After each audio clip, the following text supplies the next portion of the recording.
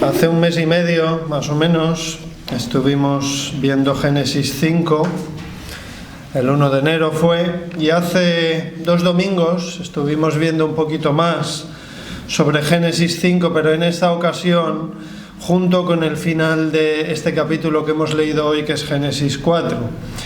Y vimos hace 2 semanas el contraste entre esos 2 personas con el mismo nombre, esos 2 Lamecs, por una parte el descendiente de Caín y por otra parte el descendiente de Set, y estuvimos meditando a ver qué podíamos aprender de la actitud de cada uno de ellos.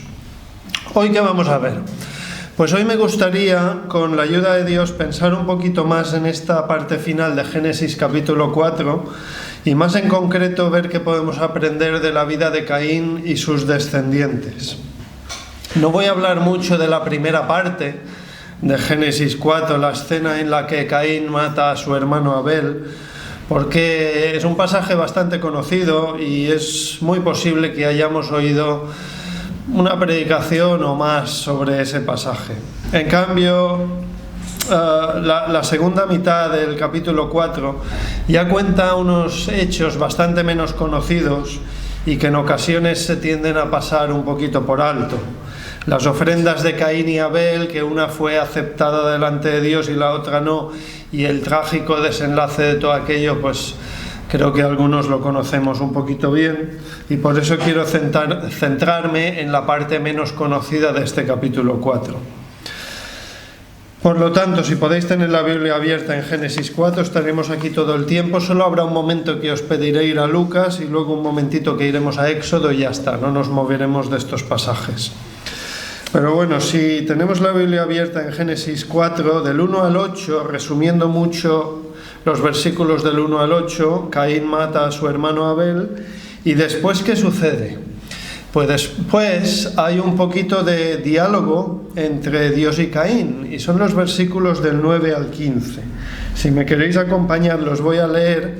Versículos del 9 al 15 es este diálogo, esta conversación entre Dios y Caín. Versículo 9. Y Jehová dijo a Caín: ¿dónde está Abel tu hermano? Y él respondió: no sé, ¿soy yo acaso guarda de mi hermano? Y él le dijo: ¿qué has hecho? La voz de la sangre de tu hermano clama a mí desde la tierra. Ahora pues, maldito seas tú de la tierra, que abrió su boca para recibir de tu mano la sangre de tu hermano. Cuando labres la tierra no te volverá a dar su fuerza, errante y extranjero serás en la tierra. Y dijo Caín a Jehová: grande es mi castigo para ser soportado. He aquí hoy me echas de la tierra y de tu presencia me esconderé, y seré errante y extranjero en la tierra, y sucederá que cualquiera que me hallare me matará. Y le respondió Jehová: ciertamente cualquiera que matare a Caín 7 veces será castigado. Entonces Jehová puso señal en Caín para que no lo matase cualquiera que le hallara. Es llamativo porque, si recordáis lo que dije hace 2 domingos, en estos 5 primeros capítulos de Génesis, que abarcan más o menos un periodo de los primeros 1600 y pico de años de la Tierra, de este mundo, apenas tenemos unas pocas palabras. Tenemos unas cuantas de Adán y Eva al principio, luego unas palabras de Caín y finalmente unas palabras de esos 2 Lamecs que ya vimos. Pero aquí de Caín tenemos bastantes palabras, la verdad. Por lo tanto, ¿qué vemos en este fragmento? 1, que Dios le pregunta a Caín acerca de su hermano. 2, que Caín contesta haciéndose el tonto y mintiendo y encubriendo su pecado. 3, que Dios no le sigue el juego para nada y le dice a Caín que le va a castigar por su pecado. 4, Caín se queja porque considera que el castigo es grande.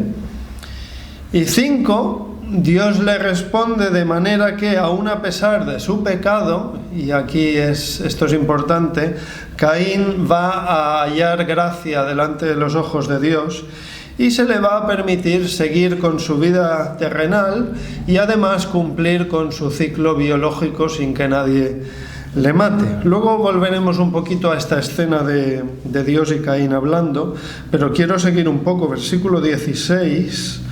Fijaos lo que dice, solo el 16, dice: salió pues Caín de delante de Jehová y habitó en tierra de Nod, al oriente de Edén.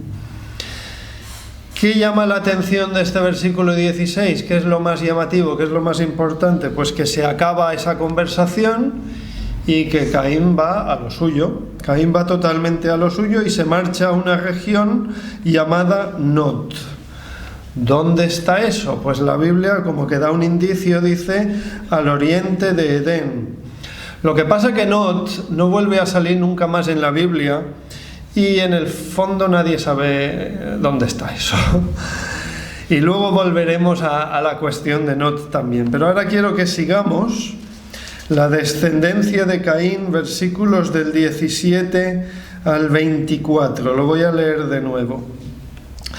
Y conoció Caín a su mujer, la cual concibió y dio a luz a Enoc, y edificó una ciudad y llamó el nombre de la ciudad del nombre de su hijo, Enoc. Y a Enoc le nació Irad, e Irad engendró a Meujael, y Meujael engendró a Metusael, y Metusael engendró a Lamec. Y ahora viene todo lo que ya vimos, y Lamec tomó para sí 2 mujeres, el nombre de la una fue Ada, el nombre de la otra Zila, y Ada dio a luz a Jabal, el cual fue padre de los que habitan en tiendas y crían ganados, y el nombre de su hermano fue Jubal, el cual fue padre de todos los que tocan arpa y flauta. Y Zila también dio a luz a Tubal-Caín, artífice de toda obra de bronce y hierro, y la hermana de Tubal-Caín fue Naama. Y dijo Lamec a sus mujeres: Ada y Zila, oíd mi voz. Mujeres de Lamec, escuchad mi dicho, que un varón mataré por mi herida y un joven por mi golpe. Si 7 veces será vengado Caín, Lamec en verdad 70 veces 7 lo será. Bien, sobre esto último tampoco diré nada porque ya lo dijimos hace un par de domingos. Pero ¿qué tenemos aquí que nos puede llamar un poquito la atención? Pues tenemos una genealogía, tenemos 6 nombres, ¿no? Caín, Enoc, Irad, Meujael, Metusael y Lamec. Y después de Lamec tenemos sus 4 hijos, que son 3 hombres, Jabal, Jubal y Tubal-Caín, y una mujer, Naama, además de los nombres de sus 2 mujeres, Ada y Zila. Pues bien, esto es lo que tenemos y sobre esto vamos a meditar un poco, vamos a reflexionar un poco. Caín mata a Abel, después hay una conversación entre Dios y Caín, luego el detalle de dónde va Caín cuando se distancia de Dios y finalmente una pequeña lista de descendientes que es verdad que pone mucho énfasis en la parte final, en las 2 mujeres de Lamec, los hijos de Lamec, lo que hacen los hijos de Lamec y además las palabras de Lamec. Y a bote pronto podíamos preguntarnos por qué sale todo esto en la Biblia. Si de todas maneras esta línea genealógica no es la de la promesa, así como sí que lo era la de Génesis 5, y además, ¿para qué pensar en estas personas si de todas formas todos murieron en el diluvio? No quedó ni uno, ni sus descendencias. Entonces, ¿para qué se nos dan sus nombres? ¿Qué es lo que nos aporta esto? Pero claro, si está en la Biblia será por algo, ¿no? Y es lo que quiero que veamos un poquito. No lo vamos a ver mucho en detalle porque hay muchos detallitos aquí y si tuviéramos que detenernos pues sería muy largo. Pero voy a dejar muchas cosas sin ver, pero sí que me quiero centrar en lo principal, por lo menos lo principal de esta segunda mitad del capítulo 4 de Génesis. Y de Lamec, como he dicho, tampoco diré mucho porque ya lo vimos. Pero bueno, vamos primero con la curiosidad de los nombres, porque a lo mejor alguno se pregunta si estos nombres significan algo en hebreo, así como los nombres de los 10 patriarcas de Génesis 5 sí significaban algo bastante concreto y bastante específico, como ya vimos.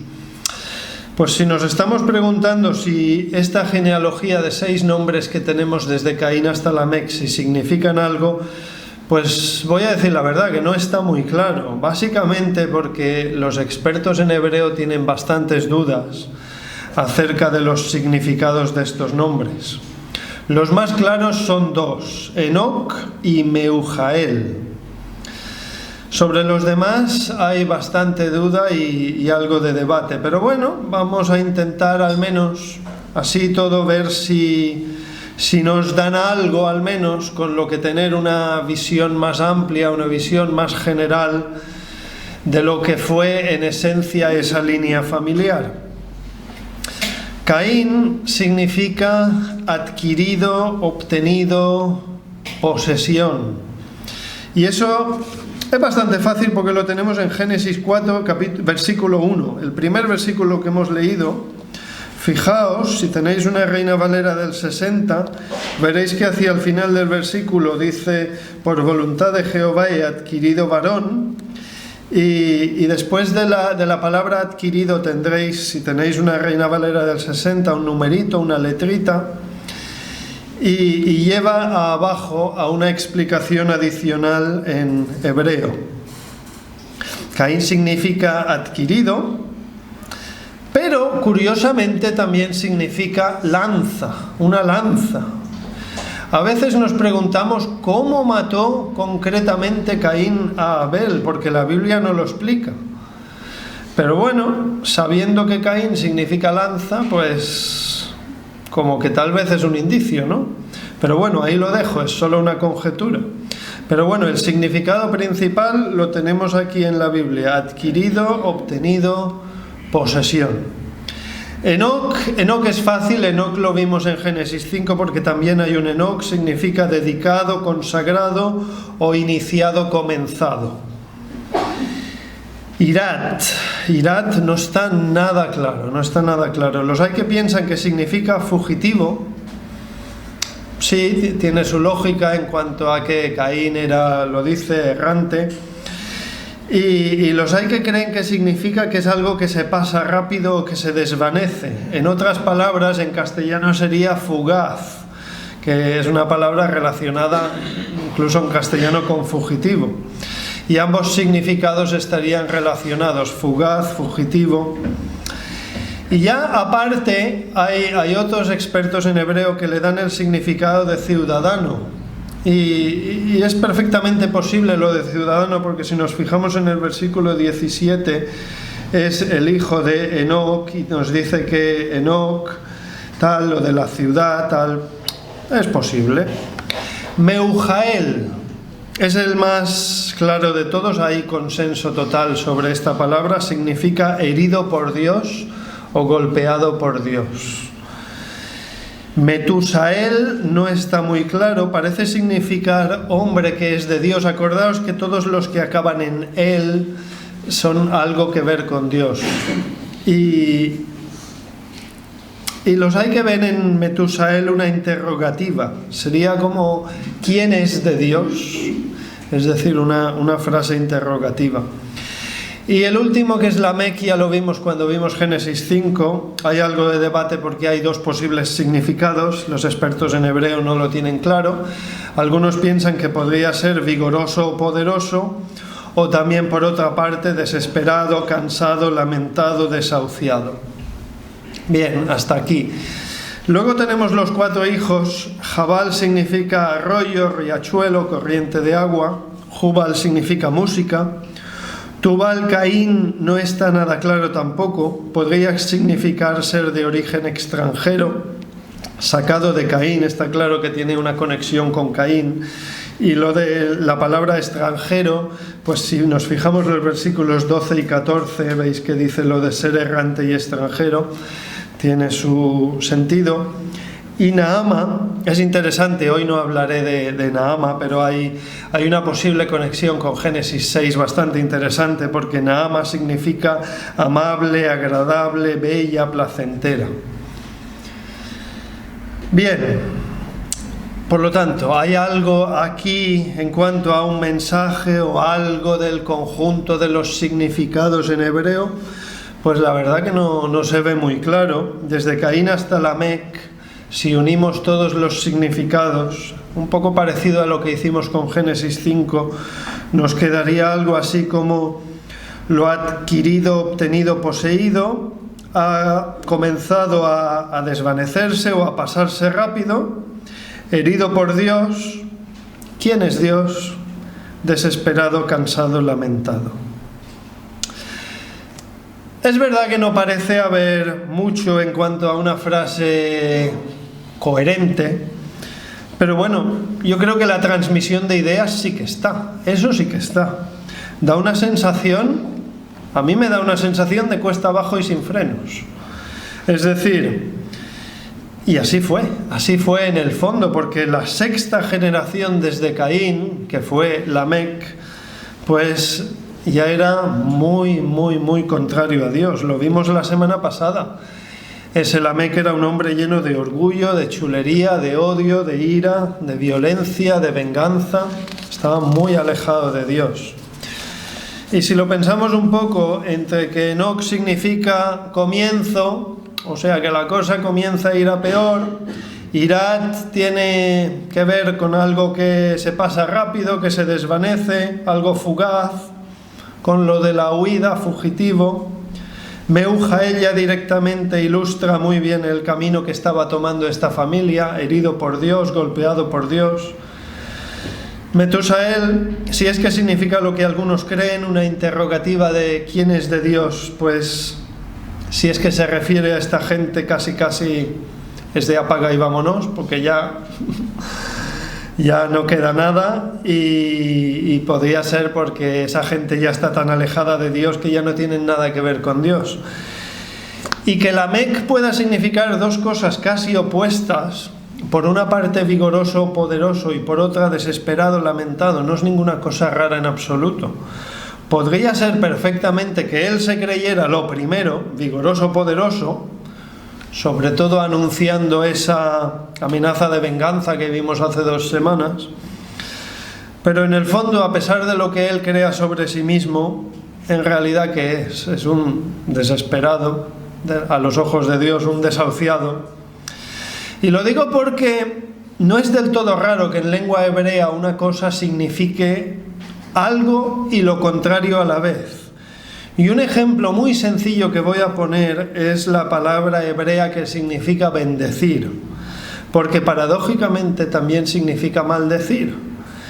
Se traduce siempre según el contexto. Es por eso que en algunas Biblias, en Job 2.9, no hace falta que lo busquéis, Job 2.9 varía según la Biblia que uno coja, porque los hay que lo interpretan de una manera y los hay que lo interpretan de otra.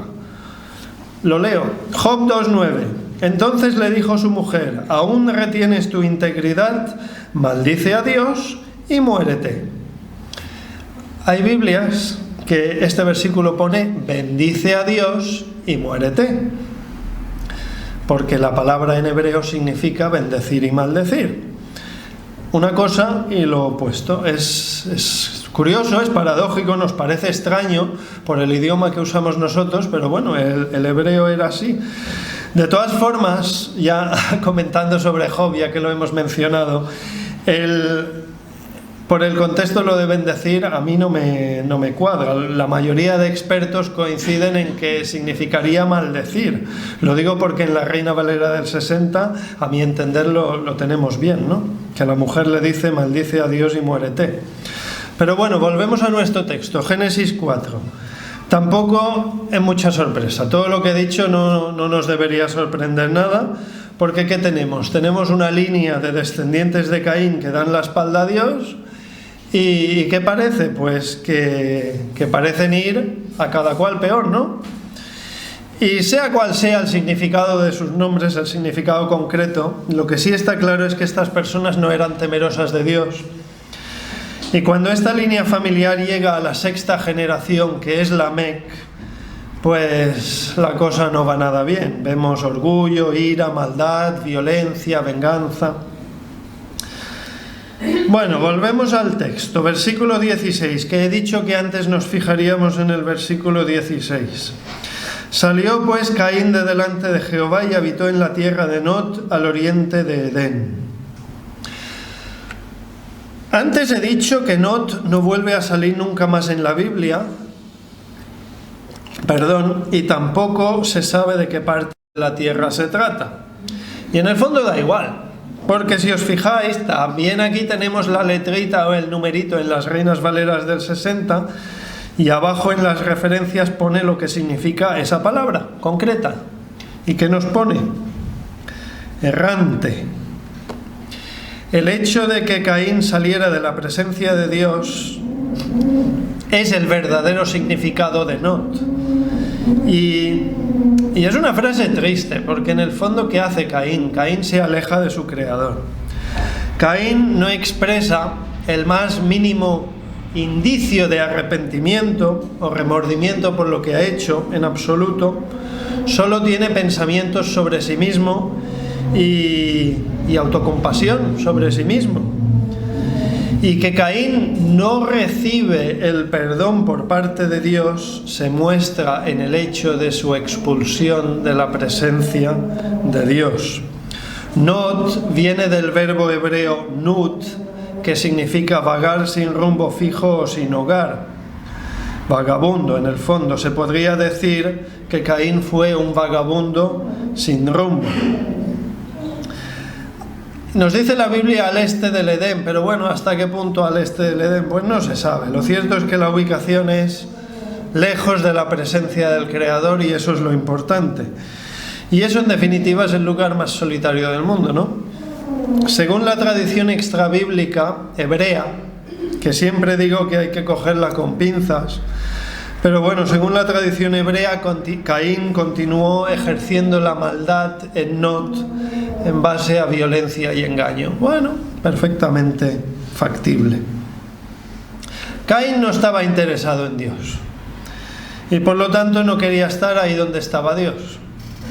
Caín en el fondo es un símbolo de todas aquellas personas que no están interesadas en Dios y no quieren buscar a Dios y no quieren saber nada de Dios, por lo que efectivamente están en Not, están alejadas de Dios.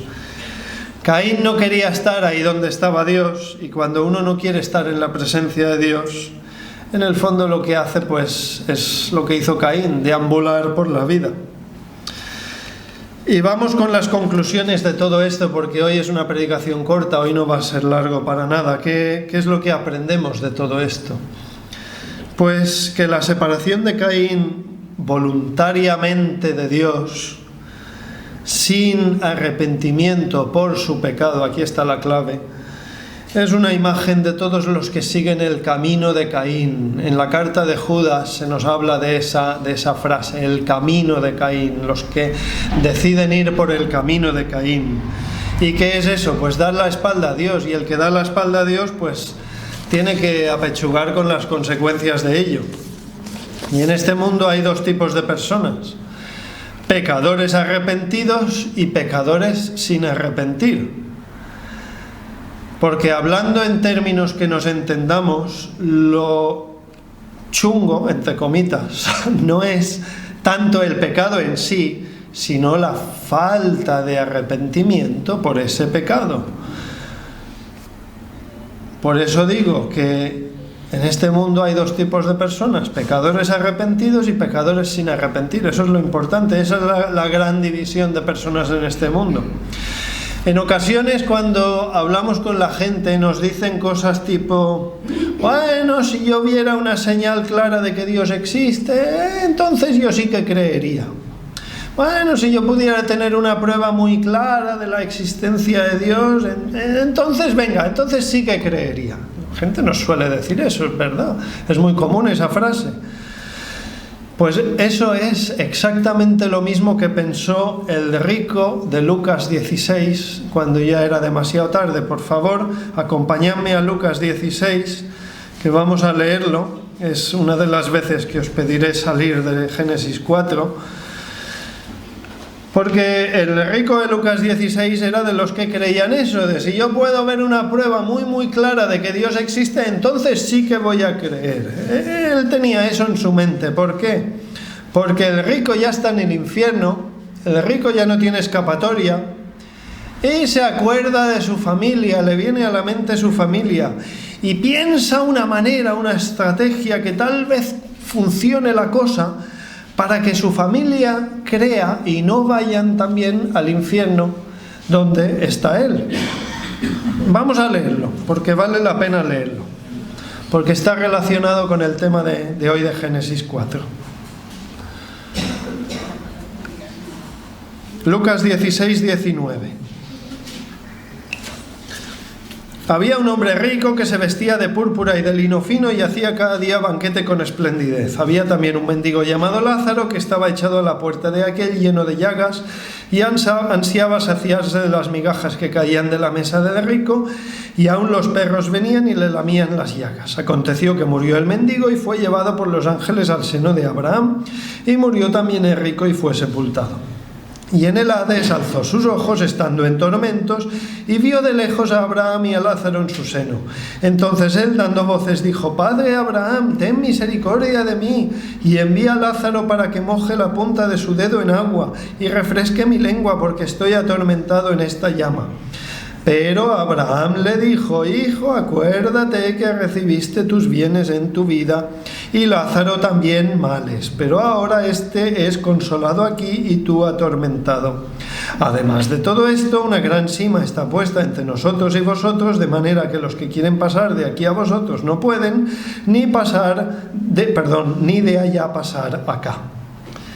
Entonces le dijo, aquí viene la clave, esto es la estrategia de rico, lo que él pensó en su mente: te ruego pues, padre, que le envíes a casa de mi padre, porque tengo 5 hermanos, para que les testifique, a fin de que no vengan ellos también a este lugar de tormento. Y Abraham le dijo: a Moisés y a los profetas tienen, óiganlos. Él entonces dijo: no, padre Abraham, pero si alguno fuere a ellos de entre los muertos, ¿se arrepentirán? Entonces seguro que sí, se arrepentirán. ¿Y cómo acaba? Mas Abraham le dijo: si no oyen a Moisés y a los profetas, tampoco se persuadirán, aunque alguno se levantare de los muertos. Vamos, que ni siquiera si a uno vuelve de entre los muertos. Evidentemente, esta historia que tenemos aquí contiene una profecía respecto de Jesús, que es quien la explica, de que la gente no cree ni siquiera si aún uno resucita efectivamente de entre los muertos. Y antes he dicho que cuando hablamos con la gente a menudo nos dicen cosas de este tipo: bueno, si yo viera una señal muy clara de que Dios existe, entonces creería. Bueno, vale. ¿Y qué sucedió con Caín?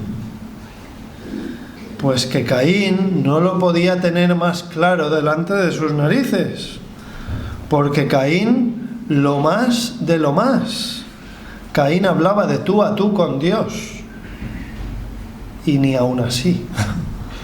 Versículos del 9 al 15, Caín hablaba de tú a tú con Dios, y es que ni aún así. Y no se trata de creer en Dios. Y ahora voy con lo importante de la predicación de hoy.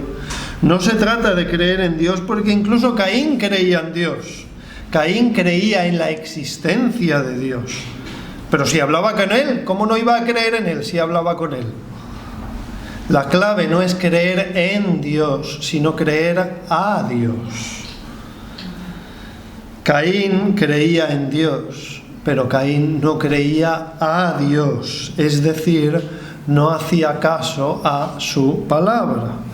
Ese fue el problema de Caín, la actitud de su corazón, el dar la espalda a Dios en su corazón, el no querer saber de Dios, el no escuchar a Dios, el no obedecer a la palabra de Dios, ni tenerlo en cuenta en su vida.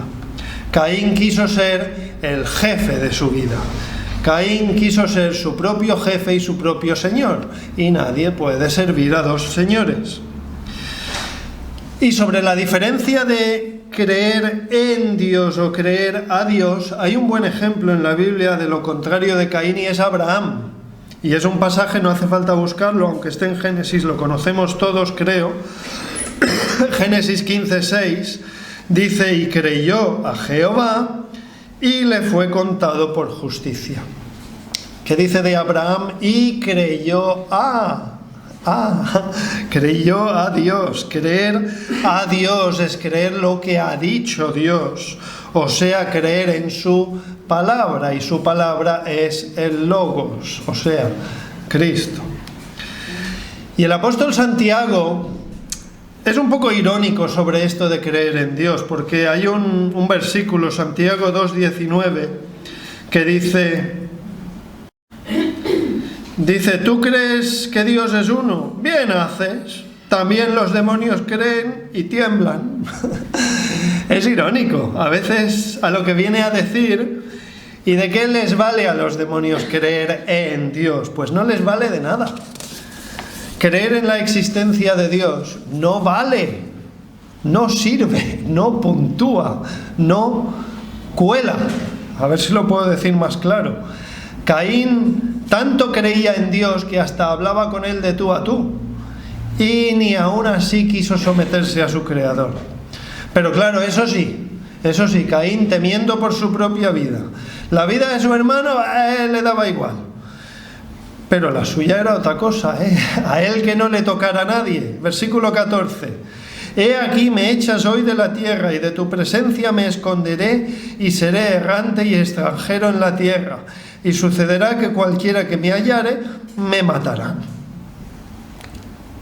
Ningún arrepentimiento por la vida de su hermano, pero la suya que no se la toquen. Y ya está, ya termino, 5 minutos y acabo. Es una cuestión de contrastes. ¿Qué vimos hace 2 domingos? ¿Qué vimos? Que hace muchos años hubo 2 personas con el mismo nombre, Lamec. Uno le daba la espalda a Dios y el otro no. El corazón de uno estaba lleno de odio, maldad, orgullo, violencia y venganza, y el corazón del otro estaba puesto en la misericordia y en la palabra de Dios. Ambos Lamecs murieron y, al menos por lo que sabemos, todo indica que fueron a destinos diferentes. Y en el caso de Caín, pues más de lo mismo. Él no quería a Dios en su vida. Su corazón le daba la espalda a Dios. Caín no quería estar en la presencia de Dios. Un contraste en la Biblia con Caín, pues Moisés, por poner un ejemplo. Y ahora os voy a pedir que busquéis, es la segunda y última vez que os pido que cambiéis de Génesis 4, por favor, Éxodo 33. Solo es un momentito. Quiero leer un versículo de Éxodo 33, pero que tengamos en mente qué es lo que no quiere Caín. Caín no quiere la presencia de Dios en su vida. Fijaos, Éxodo 33, qué titulillo le han puesto en la Reina Valera del 60. La presencia de Dios prometida, y de eso va el capítulo. Y el versículo más significativo creo que es el 15, que indica dónde estaba puesto el corazón de Moisés. Versículo 15, Éxodo 33, 15. Y Moisés respondió: si tu presencia no ha de ir conmigo, no nos saques de aquí. Ya está. Podemos volver a Génesis 4, pero bueno, ya terminamos. Caín y Moisés fueron un contraste. ¿Acerca de qué? Acerca de su actitud al respecto de la presencia de Dios. Caín no quería estar en la presencia de Dios, no quería saber nada de Dios, pero Moisés no quería ir a ningún sitio sin la presencia de Dios. Diferente, ¿verdad? Y ya está, con esto termino. El mensaje de hoy, si nos quedamos con alguna idea del mensaje de hoy, ¿qué idea nos llevamos a casa del mensaje de hoy? Pues, ¿con Dios o sin Dios? Dos actitudes del corazón dan lugar a 2 finales diferentes. Se puede estar de cara a Dios o de espaldas a Dios. Lo diré de otra forma: arrepentido por tu pecado o no arrepentido por tu pecado. Y lo he dicho antes, lo chungo no es tanto el pecado en sí, sino la falta de arrepentimiento por ese pecado. Y ya está, cada uno que reflexione. Yo no sé lo que hay dentro de tu corazón, yo no sé si tú en tu corazón das la espalda a Dios o no. Cada uno sabe lo que hay en lo profundo de su corazón. Pero bueno, al final se trata de pecado. Por eso he dicho que lo chungo entre comillas, pero al final se trata de pecado. Y no vale eso de: bueno, es que Caín mató a su hermano, pero yo no he matado a nadie. Eso no cuela. Es una frase que no tiene inteligencia en absoluto. Porque aunque no hayas matado a nadie, ante los ojos de Dios eres pecador. Tanto da un pecado como 1.000.000. Y tanto da... No, matar al hermano es lo mismo que una mentirijilla de nada. todos los pecados conducen al mismo infierno, que es un tormento, como hemos leído en Lucas, un tormento alejado de Dios y para siempre. Si aún no lo tienes claro, te lo estás planteando, pues ¿cuál es la solución? Cree a Dios, cree a su palabra y que te sea contado por justicia. Si tú crees a Dios, te será contado por justicia, serás, lo que se dice en términos bíblicos, justificado, hecho justo delante de Dios. Así de simple, deja de dar la espalda a Dios y recibe al Señor Jesucristo en tu corazón y recibe la salvación que es por fe, en creer en la palabra de Dios, creer a Dios. Y si somos creyentes, pues que tengamos en cuenta que la vida de Caín y de sus descendientes es un ejemplo a nosotros, a modo de advertencia de dónde va la gente que da la espalda a Dios, dónde va la gente que está sin Dios, que nos anime a compartir el Evangelio con las personas que no tienen a Jesucristo en su corazón.